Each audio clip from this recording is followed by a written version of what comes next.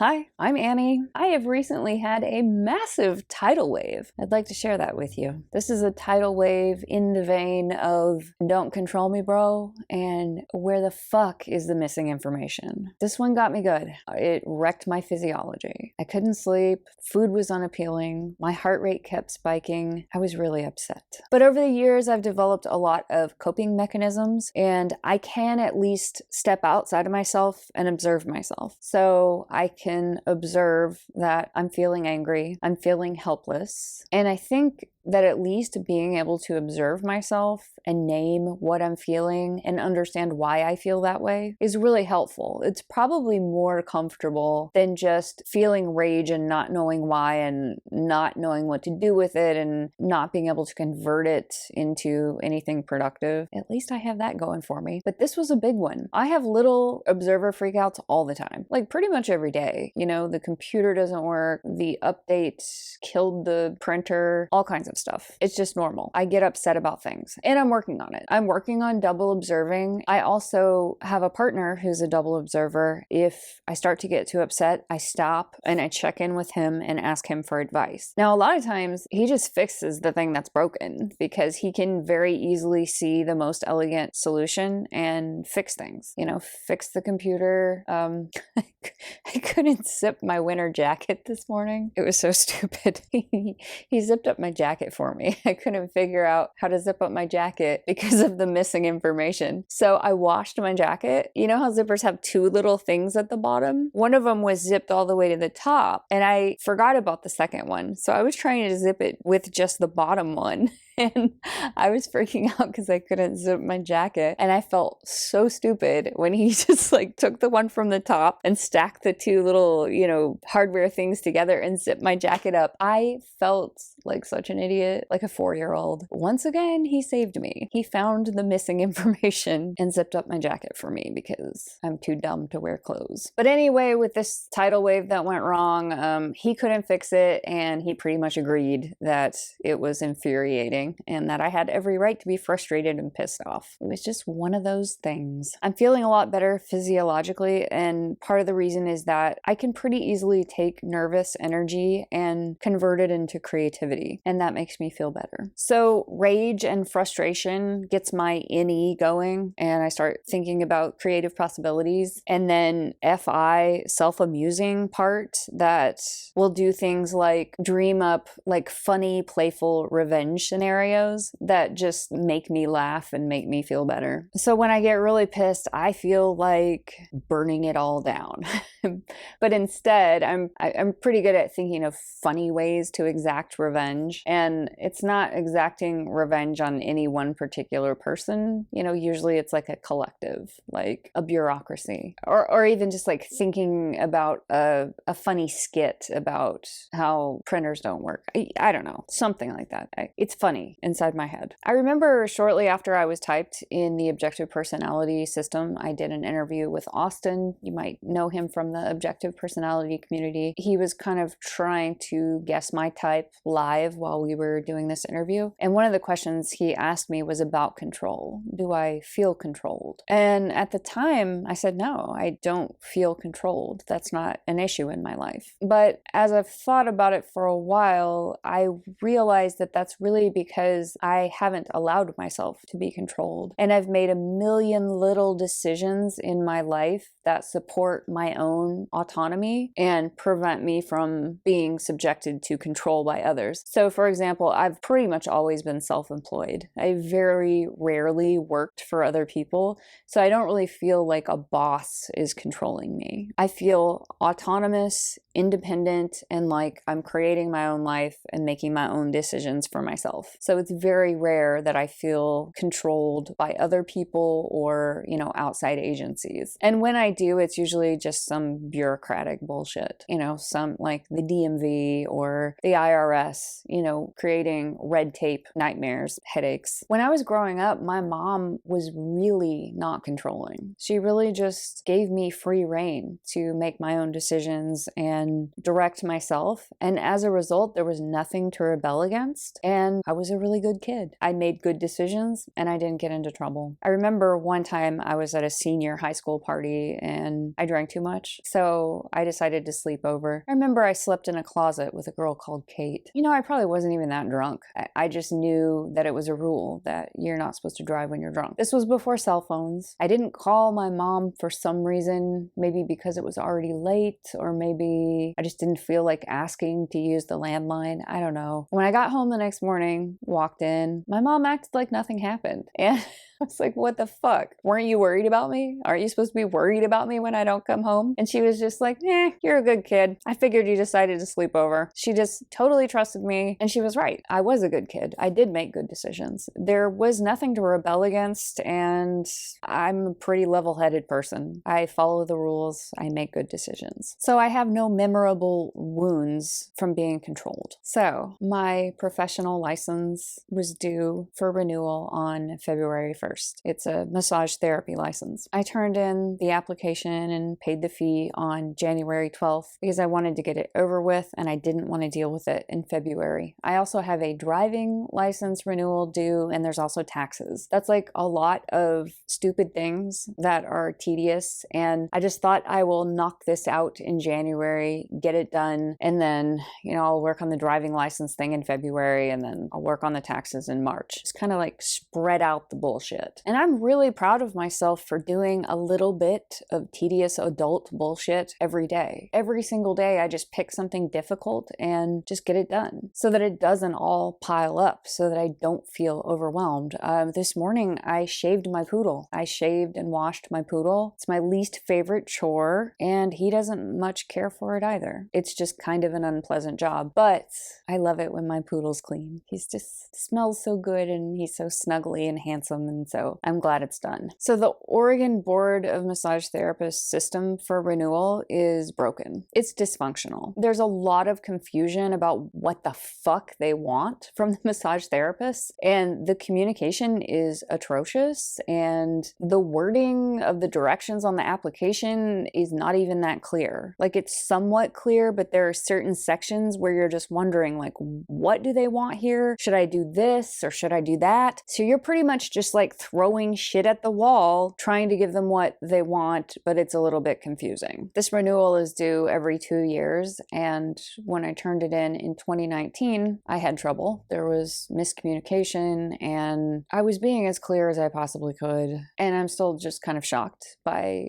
how difficult it was to communicate with the board. So the purpose of the Oregon Board of Massage Therapists is to elevate the profession, to protect the profession, to protect massage therapists, and to protect clients. But I don't think they ever really get around to that, because this renewal system is so dysfunctional that I think they're just like constantly playing catch up with all these errors. The massage therapists are turning in the applications and they're contacting the massage therapist and saying, you didn't turn in the application. It's just a total mess. So our professional licenses are being held hostage, and we're subject to this just completely dysfunctional system for renewal. So since I had trouble in 2019, I was extremely careful this time. I've got double activated masculine SI fourth. I'm very aware of SI, and I feel obligated to follow proper procedures. I want to so badly follow the rules that they're setting forth. But NE still overpowers SI. So NE is always zooming out and looking at the big picture and constantly like generalizing things. And so I am capable of making mistakes in the SI because of this, just because the tendency to zoom out and generalize is so powerful. So that is why I worked really, really hard on my application and quadruple checked it. I was extremely careful before I submitted it. So having that double activated masculine SI fourth causes me to be maniacally fastidious, especially when I'm filling out forms. I know I filled it out correctly because I checked it a whole bunch of times. So turned it in on January 12th. So about 10 days later, I sent an email and I asked, is there any way for me to check on the status of my application? I want to make sure it's all settled before the renewal date so that I don't have to pay a late fee. I didn't hear back for a while, but several days later, somebody said, nope, you're all good. If you don't hear from us, you're fine. We'll let you know if we need anything, but your license will be in the mail soon. Great. I was sure I filled it out correctly, so I thought I just wait for the license to arrive in the mail. So then 5 days after the due date, I got an email from someone requesting documents that I had already submitted. So I told him that. I already submitted that, but I will submit it again. Well, when you go online to the renewal portal, you can't upload documents again if you've already paid the $200 fee. The guy asked me for these documents, but he didn't tell me how he wanted them, in what form. And it's important to be explicit because I don't fucking know. I don't know how you want this. Why would I just know that?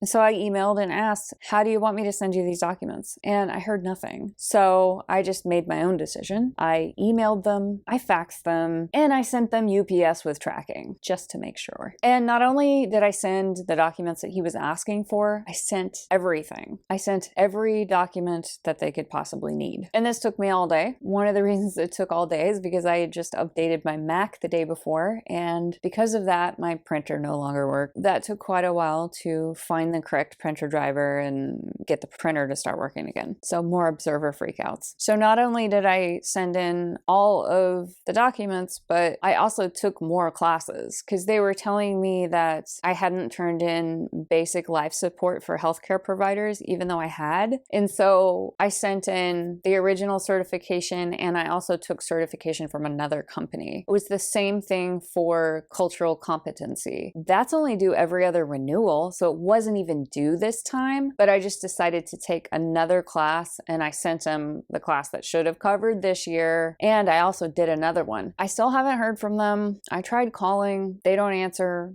there's no voicemail, but I'm also a little bit afraid to speak to them in person because I'm pretty sure that I would sound kind of sarcastic. Like I said, I feel like burning shit down, so it's really hard for me to speak without sounding sarcastic when I feel like I'm backed into a corner. It's just such a helpless feeling to so desperately want to jump through these hoops correctly, and I tried, and it just doesn't count, and it doesn't work, and I don't know what they want from me, and I can't find out what they want from me because there's no communication. I've tried to get advice from other LMTs in the community, and many of them have said the same thing. They've been through the same experience, and it's really frustrating. So like I said, the purpose of the board is to elevate and protect the profession. That's not what's happening here. A lot of really good law-abiding LMTs who are following the rules and care about the profession and have professional practices are being punished by this dysfunctional system. Fix it or dissolve it. I heard something in the objective personality class yesterday. It was the Susan David class where they were talking about FI and how when FI is upset or has negative emotions, then they feel like they're a bad person. And I was very much experiencing that. I'm so angry and I have so much hatred in my heart right now. And that hatred is not directed at any specific person. It's just the board, the system, the bullshit. But it still just feels really angry. I feel guilty that I'm angry. When in reality, this is like a pretty normal thing to be frustrated by. It's normal to be frustrated and upset and just take a minute to be fucking pissed off. Totally normal. I'm pretty proud of how I controlled my snarkiness, and I was very careful when I was, corresponding in emails to not say things like, I don't know what you want from me. I didn't make, a lot of you statements. It was, I want to fulfill the requirements of the application. I have provided everything requested by the board. So I'm saying the board. I'm not saying you, idiot, on the other end of this email line. It's not that guy's fault. It's just that the system is totally fucked. So I pretty much controlled my snarkiness, but not completely, because it's really hard to do that. But I was at least careful enough to not